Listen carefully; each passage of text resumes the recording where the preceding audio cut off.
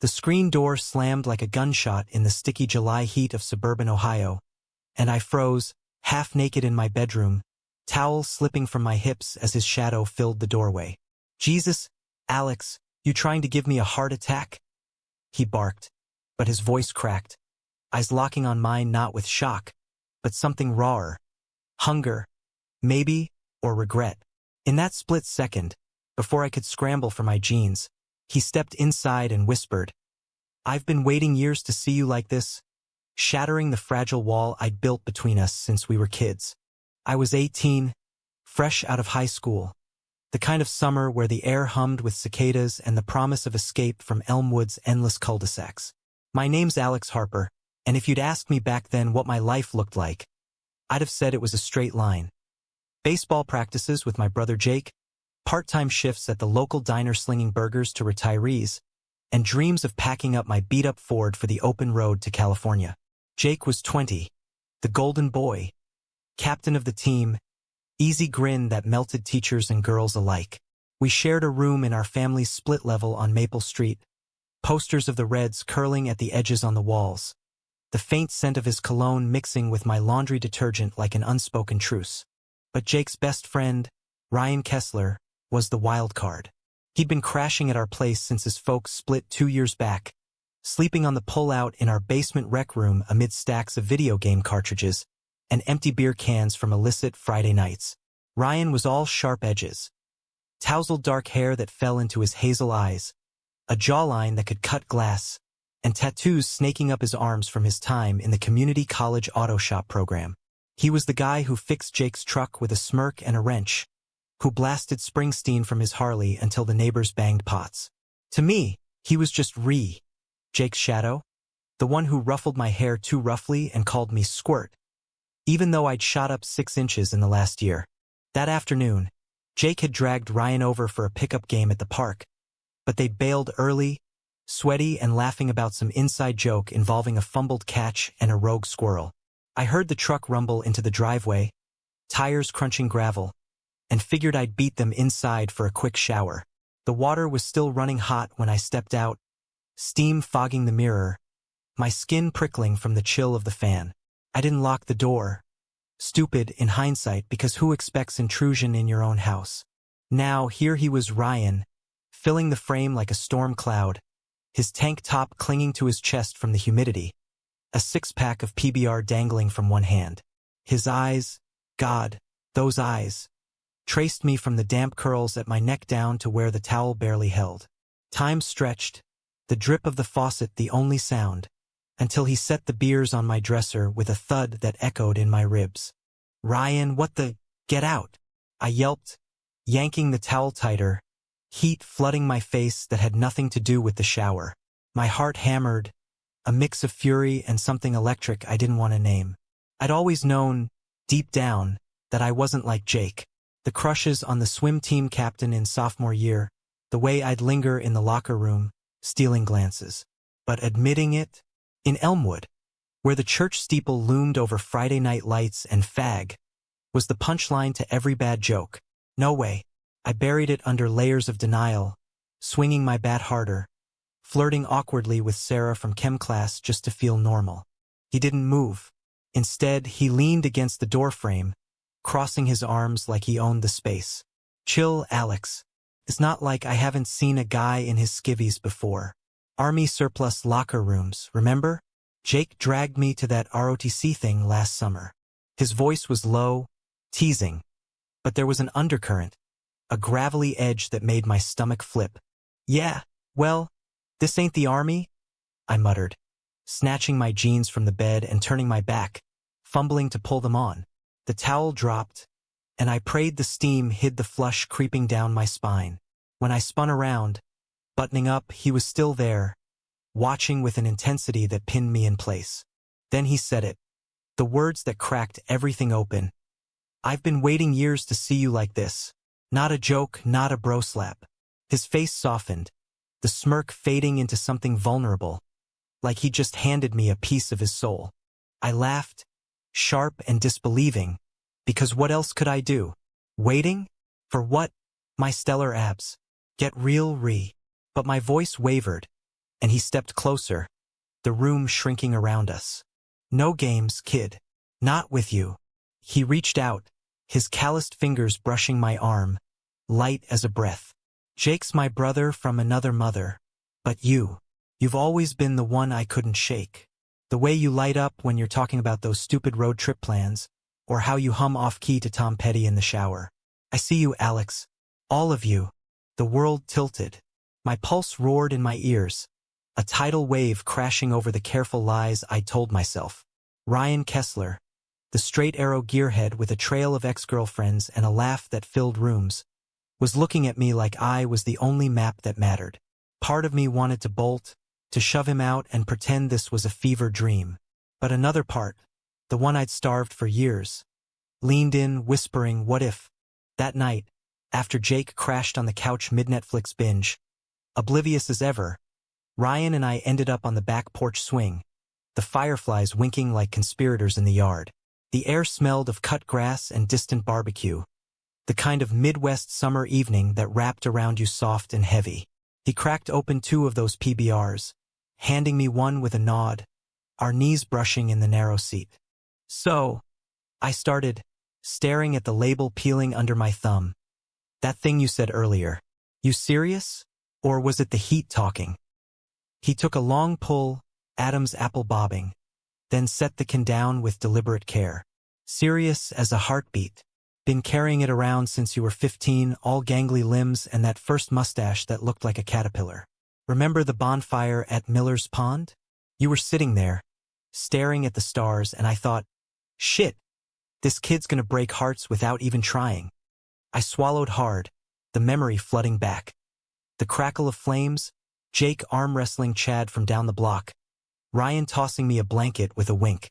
I'd chalked it up to nothing, but now it replayed in high definition, his gaze lingering a beat too long. "Why say anything now?" I asked, voice barely above the crickets. "Jake'd lose his mind. And your rep. Fuck my rep." He cut in, fierce but quiet. "And Jake? He'd come around. He's family. But me? I'm done pretending. Last week, after that fight with my dad, him calling me every name in the book for not enlisting like he did, I drove out to the quarry and just sat there thinking about you. How you're the only one who ever asks how I'm really doing, not just the bullshit surface." His hand found mine in the dark, rough palm against my smoother one, and I didn't pull away. We sat like that until the cans were empty, the swing creaking our secret into the night. When he leaned in, his lips brushing my temple. Not a kiss, not yet, but a promise. It felt like the first real breath I'd taken in years. The next few weeks blurred into a stolen rhythm. Mornings, I'd wake to Jake's snores and Ryan's truck revving off to class, but afternoons were ours. We'd meet at the old rail trail behind the high school, overgrown with wildflowers and forgotten by everyone but graffiti artists and dog walkers. There, away from prying eyes, we'd really talk, about his mom's new apartment in Cleveland, how she sent care packages of homemade pierogies he pretended not to miss, about my application to UC Santa Cruz, the one I'd hidden in my sock drawer, terrified of leaving but aching to chase the ocean. His fingers would trace patterns on my wrist, absent-minded, and I'd catch myself smiling like an idiot. One evening, as the sun dipped low and painted the tracks gold, he pulled me close, our first real kiss tentative and sweet, tasting of spearmint gum and possibility. "Your trouble, Harper," he murmured against my mouth, grinning that lopsided grin. "The best kind. But Elmwood wasn't built for trouble like us." Whispers started small, a raised eyebrow from Coach Riley when Ryan skipped practice to help with chores, a snide comment from Jake's buddy Tyler at the diner. "Kessler's been weird lately, hanging with your little bro too much." I brushed it off, but the knot in my gut tightened. Ryan felt it too. His touches grew cautious, his laughs forced around Jake. Then came the betrayal, sharp as a switchblade. It was Labor Day weekend, the town alive with the fair, cotton candy haze and Ferris wheel lights spinning against the dusk. Jake had roped us into volunteering at the beer tent, a chaotic swirl of red plastic cups and country covers blaring from speakers. Ryan and I stole moments in the shadowed alley behind the Midway, his back against the brick wall, my hands fisting his shirt as we kissed like the world might end. We didn't hear the footsteps. What the actual fuck? Jake's voice sliced through, beer sloshing from his cup as he rounded the corner, face twisting from confusion to rage. Ryan jerked back, wiping his mouth, but it was too late. Jake's eyes darted between us, landing on me like a punch. "Jake, wait!" I started, but he lunged, shoving Ryan hard against the wall. "You sick bastard! My best friend? My brother!" Spittle flew, his fist cocked, and for a heartbeat, I thought he'd swing. Ryan didn't fight back, just raised his hands, palms out, eyes pleading. "It's not like that, man. I love him. For real." The words hung there, raw and exposed, and Jake recoiled like they'd burned him. "Love? You're both fucked up. Get away from him, Alex. Now." He grabbed my arm, yanking me toward the lights, the crowd's laughter mocking us as we stumbled through. That night, the house was a war zone. Mom and Dad were at the casino, oblivious, so it was just us. Jake pacing the kitchen, Ryan's duffel zipped by the door, me wedged on the stairs, chest caving in. "How long?" Jake demanded, voice cracking. "How long have you been perving on my little brother?" Ryan stood tall, chin up. 2 months. But the feeling? Longer. I tried to fight it, Jake. For you. But I can't anymore. Jake whirled on me. "And you? Throwing away everything. Your future, our family. For this? Dad'll disown you. The whole town's gonna talk." Tears stung, hot and furious. "It's not throwing away. It's who I am. You think I've chosen this? Hiding every day, pretending to chase girls at pep rallies?" Ryan sees me, Jake. Really sees me. My brother's face crumpled, the fight draining out like air from a punctured tire. He sank into a chair, head in hands. "I don't get it. We're Harpers. We stick together. This breaks us." Ryan knelt beside him, voice steady. "It doesn't have to. You're still my brother, Jake. Always. But Alex, he's my heart. Let me prove it. Give us a chance." The silence stretched, thick as fog, until Jake looked up, eyes red-rimmed. "Prove it how? By sneaking around like thieves? This town's poison for you too." What happened next was the climax I'd never seen coming. Not fists or screams, but a pact forged in the wreckage. Ryan stayed, but boundaries shifted. Jake didn't forgive overnight. There were slammed doors, cold shoulders at breakfast. But he started asking questions, halting at first over late-night burgers. "Does it hurt being different?" I'd nod, sharing stories of the isolation, the fear, and slowly his walls cracked. Ryan and I kept our distance in public, but in private, our bond deepened, nights mapping constellations on the roof, his head on my chest, whispering dreams of a life beyond Elmwood. Betrayal lingered, though in unexpected forms. Tyler, overhearing a hushed argument at the garage, spread rumors like wildfire. Kessler's a queer, turned the Harper kid too. Threats scrawled on Ryan's truck. Calls to his mom painting him as a predator. The pressure mounted, a noose tightening. One rain-lashed October night, after a brick shattered our living room window with a note reading "Fags go home," Jake finally snapped. Not at us, but for us. "That's it," he declared, slamming his keys on the table. "We're getting out. All 3 of us. I've got savings from the mill job. Ryan, your Harley haul's what it can. Alex, pack light. We're road tripping to your Cali dream. See if it's worth it." It was madness, beautiful and terrifying. We left at dawn, the house locked behind us, Elmwood shrinking in the rearview like a bad memory. The drive was catharsis. Dive bars in Indiana belting karaoke, campfires in Missouri where Jake finally hugged Ryan, muttering, "You're still an asshole, but your family." Laughter healed what words couldn't, mile by mile. By the Pacific's edge, under Santa Cruz's cliffs where waves crashed like applause, Ryan and I stood hand in hand, Jake snapping a Polaroid with a grin. "Don't fuck it up, you too," he teased, but his eyes shone with pride. We didn't. Years later, with Jake coaching Little League back east but visiting every holiday, Ryan and I built a life. him wrenching at a custom shop, me studying marine bio, our little bungalow strung with fairy lights. The betrayal? It scarred, but it forged us stronger. A testament that love, messy and defiant, could rewrite the map. In the end, it wasn't about running from who we were, but toward it human, flawed, unbreakable. And on quiet nights, with Ryan's arm around me and the ocean's lullaby, I knew.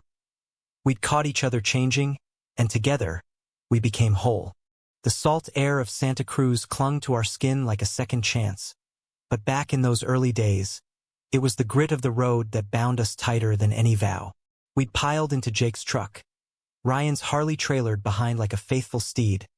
Windows down, a playlist of Bruce and Bon Jovi blasting to drown the what-ifs. Jake drove first shift, knuckles white on the wheel, stealing glances at us in the mirror like we might vanish. "You two behave back there," he'd gruff. But there was a softness now, a brother reclaiming his place. Ryan and I squeezed into the bench seat's edge, my head on his shoulder, his thumb tracing lazy circles on my knee. The landscape unspooled. Cornfields giving way to rolling hills, billboards hawking diners and motels with neon promises. We stopped at a roadside joint in Illinois, formica tables sticky with syrup, where a waitress with a perm and a name tag reading Darlene eyed our trio curiously. "Family road trip?" she asked, pouring coffee black as midnight. "Something like that," Jake replied, sliding menus our way. Under the table, Ryan's boot nudged mine. A secret Morse code. "We're okay." That night, in a no-tell motel off I-70, Jake claimed the double bed, leaving us the lumpy pull-out in the adjoining room. The walls were thin as paper, TV murmuring infomercials through the plaster. Ryan and I lay tangled under faded quilts, his breath warm on my neck. "Think he'll ever fully get it?" I whispered, fingers laced in his hair. "He already does," Ryan murmured, pressing a kiss to my collarbone. "Took guts for him to come with us. That's love, Alex. Messy, loud, but real." Sleep came fitful, dreams laced with Elmwood's shadows. Dad's disappointed frown if he'd known. Mom's Bible verses twisted into judgment. But morning brought pancakes at a truck stop, Jake flipping them with theatrical flair, syrup flying like confetti. "To new beginnings," he toasted with his mug, and for the first time, I believed it. As the miles piled on, conflicts simmered. Not explosive, but the slow burn of adjustment. Ryan and Jake clashed over music. No more of that whiny country, Kessler. It's the boss or bust. And I'd play referee, laughing until my sides ached. But deeper rifts surfaced around campfires in Kansas, stars blanketing the prairie like spilled diamonds. Jake confessed his guilt. "I should have seen it sooner. Protected you both from that shit back home." Ryan clapped his shoulder. "You did, man, by letting us be us." Me? I wrestled the betrayal's echo. Tyler's poison pen letters forwarded by a sympathetic neighbor. Whispers that followed us like ghosts. One night in Oklahoma, after a bar fight where some rednecks slurred queers, and Jake decked him square, I broke. What if it's always like this? Hiding, fighting. Ryan pulled me aside to the truck's bed, stars wheeling overhead. "Then we fight together. But look around, this country's big. Room for us to carve out space." He kissed me then, deep and anchoring, the kind that said forever without words. We hit California by week's end, the Sierra Nevada's pines giving way to coastal fog. Santa Cruz welcomed us with boardwalk bustle. Surfers waxing boards, the scent of churros and seaweed mingling in the breeze. We crashed at a youth hostel first, bunk beds creaking under our exhaustion, but it felt like freedom. Rainbow flags fluttering from porches, couples like us strolling hand in hand without a second glance. Jake found work quick, bartending at a surf shack, his easy charm pulling tips like tides. Ryan dove into the local garage scene, inking deals for custom choppers that gleamed like chrome dreams. Me? Community college classes in biology, dissecting kelp in labs that smelled of brine and possibility. Evenings, we'd reconvene at the bungalow we scraped together rent for. A clapboard cottage on a cliffside street, waves crashing below like applause. Life settled into a rhythm, but romance bloomed in the quiet moments. Ryan and I would hike the redwoods at dawn, his hands steady in mine as sunlight filtered through ancient branches. "Remember that first kiss on the rail trail?" he'd say, pulling me against a trunk. Felt like stealing fire. I'd laugh, nuzzling his neck. Best theft ever. Yet the past clawed back. A letter arrived in November, postmarked Elmwood. Mom, her script shaky, words a mix of scripture and sorrow. "Your father and I pray for your soul, Alexander. Come home. This path leads to ruin." No mention of love, just repentance. I crumpled it, but the ache lingered. Ryan found me on the porch that night, staring at the surf. "Read it?" he asked, settling beside me, arm around my waist. "Yeah, they think we're damned." He tilted my chin up, eyes fierce. "They're wrong. We're blessed. Got each other, Jake's bad jokes, this view." His kiss was salt-tanged, healing the fracture. Jake, ever the fixer, called home that week. "Ma, it's not a phase. Alex is happy. Ryan's good to him." Her silence stretched, then softened. "Tell him I miss my boy." It wasn't absolution, but a crack in the door. Winter brought the first real test. A holiday invite from Ryan's mom in Cleveland. "All of you," she insisted over speakerphone, voice warm but tentative. The drive east was a gauntlet. Snow-slicked passes, radio debates over turkey recipes. We arrived to her apartment aglow with lights, pierogies steaming on the stove. She hugged Ryan first, then me, hesitant, appraising, before pulling Jake into the fray. Dinner was awkward at first. Small talk about weather, her new job at the library. But as wine flowed, stories spilled. Ryan's childhood scrapes, my Elmwood escapades. "He's a keeper," she whispered to me later, squeezing my hand. "Takes care of my boy." Betrayal revisited in subtle stings. A cousin's offhand jab at the table. "Heard you boys are, you know." Met with Jake's glare and Ryan's calm deflection. But we held, a unit forged in fire. Spring thawed the tensions. UC Santa Cruz accepting my transfer application with a scholarship nod. Graduation loomed for Ryan's associates, Jake eyeing a coaching cert. Our bungalow filled with life. Surfboards on the walls, Jake's model trucks on shelves, nights of board games where laughter drowned doubts. One cliffside evening, as gulls wheeled and the sun bled orange into the sea, Ryan dropped to one knee. Not with a ring, but a key on a chain. "To this place. To us. Build it bigger." Tears blurred my yes, Jake whooping from the sidelines with a cooler of beers. It was our vow, humanistic and raw. Not perfection, but persistence. Yet climax brewed in summer's heat. A call from Elmwood, Dad's heart attack. ICU beeps underscoring Mom's plea. "He asks for you, Alex.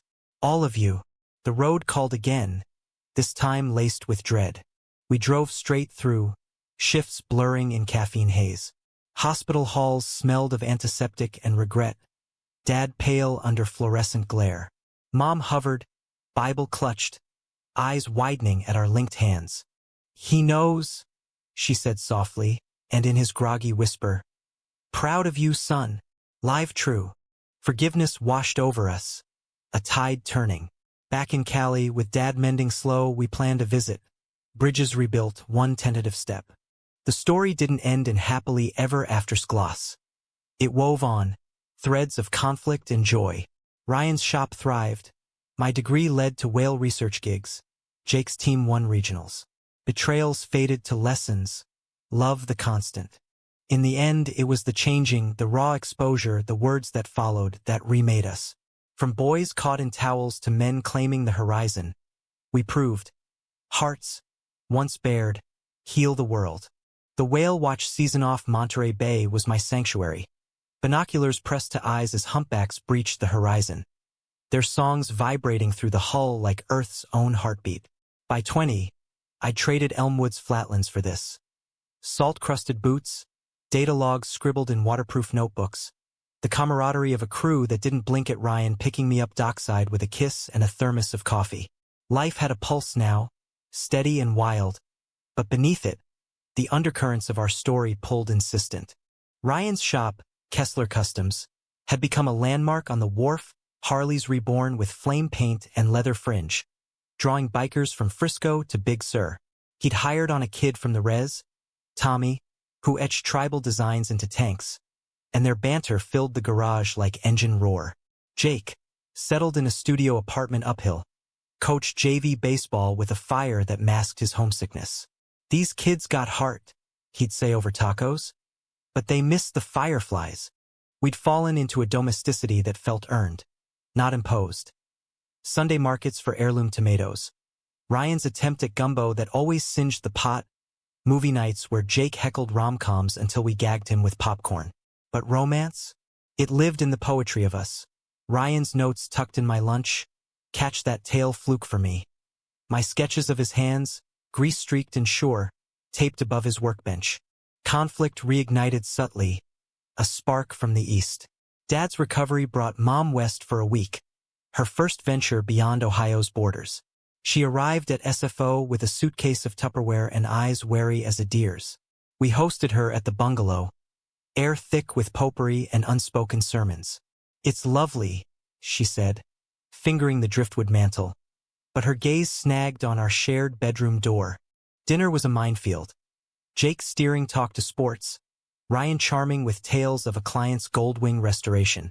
I watched her, this woman who'd baked my birthday cakes and mended skinned knees, now adrift in our world. After plates cleared, she pulled me to the porch, the sea a silver ribbon under moon. "Alexander," she began, voice tremulous, "your father and we've prayed. Read the books. That one about families like yours." She meant the pamphlet from her church group, dog-eared and hopeful. "We want to understand, but it's hard. The Bible says—" "Mom," I interrupted gently, taking her hands. "The Bible also says love your neighbor. Ryan is my neighbor. In here." I touched my chest. Tears welled in her eyes, and for a moment, I saw the girl she'd been, dreams deferred for duty. She nodded, whispering, "Then teach me." Over coffee that week we did. Ryan sharing his fractured home, Jake recounting the road trip's grace. By departure, hugs lingered, her parting gift a quilt square embroidered with whales. "For your nest, boys." Triumph soured with betrayal's shadow. Tommy, Ryan's protege, harbored depths we hadn't plumbed. Eager and sharp, he'd bonded quick. Late shifts, shared smokes, stories of reservation life. But whispers reached me, tools missing, cash drawer light. Ryan dismissed it, kids solid. Until the audit. $5,000 gone. Funneled to a bookie's app. Confrontation hit like a rogue wave. Ryan cornered Tommy in the shop's back bay. Invoices scattered like confetti. "Why, man? I trusted you." Tommy's face crumpled. Tattoos stark under fluorescence. "Debts, boss. Pop's medical. Thought I could flip it on races." But the lie cracked under pressure. He'd skimmed for months, resentment festering over the gay boss and his crew. Slurs muttered to lowlifes. Betrayal gutted Ryan. He, who'd pulled Tommy from the streets, now saw venom in the eyes of kin. "Get out," he growled, voice breaking. "Don't come back." I found him later on the pier, staring at the black water, fists clenched. "I saw it in him," he admitted, shoulders slumped. "The looks, the jabs. Thought I was building something better." I wrapped arms around him, chin on his shoulder. "You did. One bad apple doesn't rot the orchard. We're proof." Jake rallied us with burgers and a bonfire, flames dancing as he cracked. "Remember that squirrel at the park? Stole Jake's hot dog and bolted. We chased it for blocks. Worthless, but hilarious. Laughter broke the dam, but the wound festered. Climax crested in autumn's fury.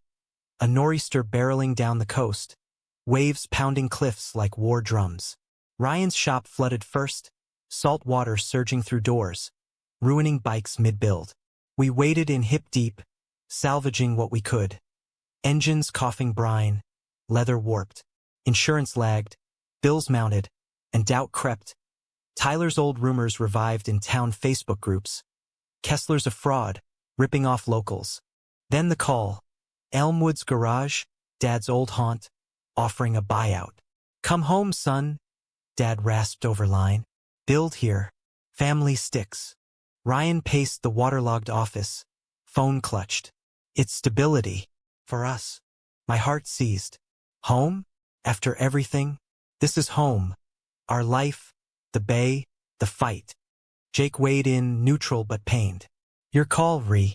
But running back. That's not victory. The storm raged that night, wind howling as Ryan and I faced off in the bungalow, rain lashing windows. I'm tired, Alex, of scraping of eyes on us. What if we fail here? I grabbed his shirt, pulling him close. Failure's quitting. We changed together, Elmwood, the road, Tommy's knife in the back. Don't let fear rewrite us. Tears mixed with rain on his cheeks as he nodded, collapsing into me. You're right. Goddamn, you're always right. We called Dad at dawn. Grateful, but we're staying. Building our way. Rebuild began slow. Community fundraisers, Jake's team washing bikes for donations, my crew donating dive gear profits. Mom sent checks with notes. Proud of your grit, Tommy. He wrote an apology, vanished to Reno. Forgiven but gone. By winter solstice, the shop gleamed anew. Grand reopening with a band and free tacos. Ryan dedicated it to misfits who make it, toasting with root beer.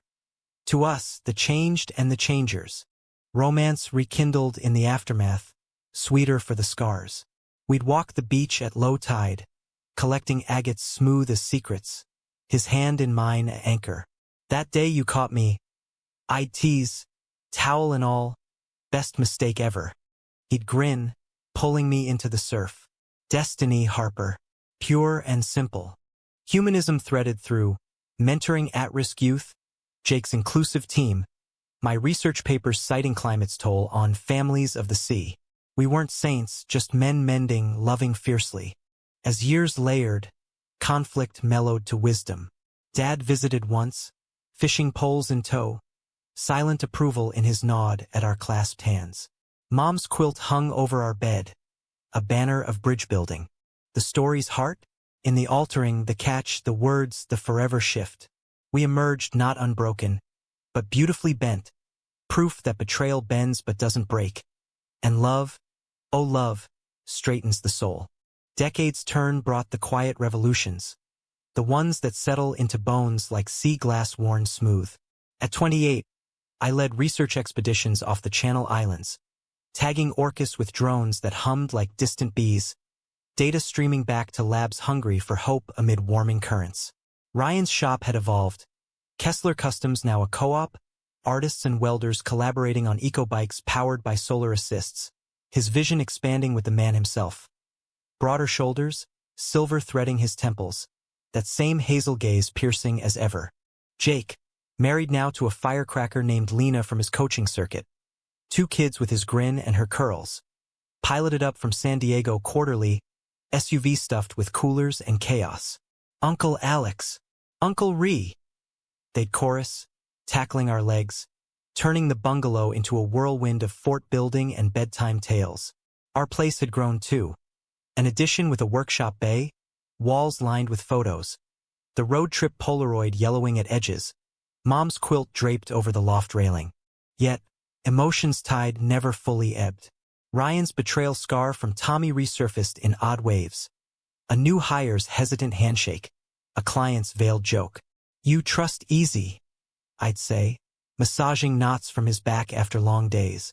Learning to, he'd reply, flipping to pull me atop him, kisses lazy and deep. Our intimacy was the romance of survivors. Tender explorations under starlit sheets, whispers of gratitude for bodies that had carried us through storms. Suspense lingered in the macro. A grant deadline loomed for my project, funding whales' migration patterns disrupted by shipping lanes. Rejection meant layoffs, dreams deferred. Ryan sensed my fret, leaving voicemails from the shop. Breathe, ocean boy. You've got this. The call came mid-dive, surfacing to static crackled news. Approved, with extensions to Baja. Elation surged, and I raced home, bursting through the door to find Ryan and Jake mid-grill. smoke curling like signals. We did it! I whooped, and they mobbed me. Beers clinking, Jake hoisting me like a trophy. But climax whispered in winter's chill. Dad's health faltered again. Congestive heart failure. The doctor said, Elmwood winters no mercy. Mom called tearful. He wants to see the ocean. With you all. We flew east. A Harper Kessler caravan. Landing in snow-dusted Cleveland for Ryan's mom's embrace before the final leg. The drive to Ohio was a mirror of our youth. Jake at wheel, stories looping like vinyl grooves. Dad waited frail in his recliner, oxygen hissing soft, but eyes brightened at our entry. Boys, he rasped, gripping our hands. Mom hovered, quilt patterns now adorning her walls, whales mingling with cardinals. We loaded him gentle into the truck, coastal bound, a pilgrimage of sorts. Stops blurred. Truck stop pies in Pennsylvania. Jake's off-key sing-alongs to ease the coughs. Ryan drove nights, my head on his thigh. Dad's tales of Nam weaving with hours of redwoods and rebuilds. Santa Cruz welcomed with open arms. Mom in tow, Lena and the kids flying in for the fray. We wheeled Dad to the bluff, ocean roaring approval, waves etching patterns in sand like Morse. You made it. He clasped our hands, voice thin but sure. Knew you'd find your way, proud of the men you became. Tears fell unchecked, Jake's shoulders shaking, Ryan's grip iron on mine. Betrayal's ghosts, Tyler's echoes, Tommy's theft, the town slings, dissolved in that salt wind. Dad lingered a week, fishing from the shore, catch and release my rules, swapping war stories with Ryan over chowder. You fixed more than bikes, son, he told him one dusk. Fixed family. His passing came gentle, at dawn with the tide's turn. Us gathered, Mom's hymn soft, his last breath a sigh of peace. The funeral back east was a tapestry. Elmwood faces softened by years, Coach Riley clasping shoulders, even Tyler, gruff with regret. Heard you built something real. Good on ya. Grief's drama played private. Nights where Ryan held me wordless. Jake's calls a lifeline across states. But humanism bloomed in the after. A foundation in Dad's name, scholarships for misfit makers. Our co-op sponsoring the first recipient. Romance, ever the anchor, deepened. On our 10th anniversary, clifftop picnic, agates in jars. We exchanged vows proper, Jake officiating with a wink. You two crazies, still changing the world. Ring simple, titanium etched with coordinates of that rail trail kiss. Years flowed. My book on cetacean songs a quiet bestseller. Ryan's designs in museums. Grandkids calling us Papa Alex and Daddy Ree. Jake's clan grew, holidays a roar of love. The end? No tragedy's curtain, but a fade to warm light, human, enduring. That catch in the doorway, the words that followed, didn't just alter. They authored us. In America's vast heart, from Ohio fields to Pacific roars, we proved. Love's the truest rebellion, betrayal its forge, and forgiveness the sea that carries all home.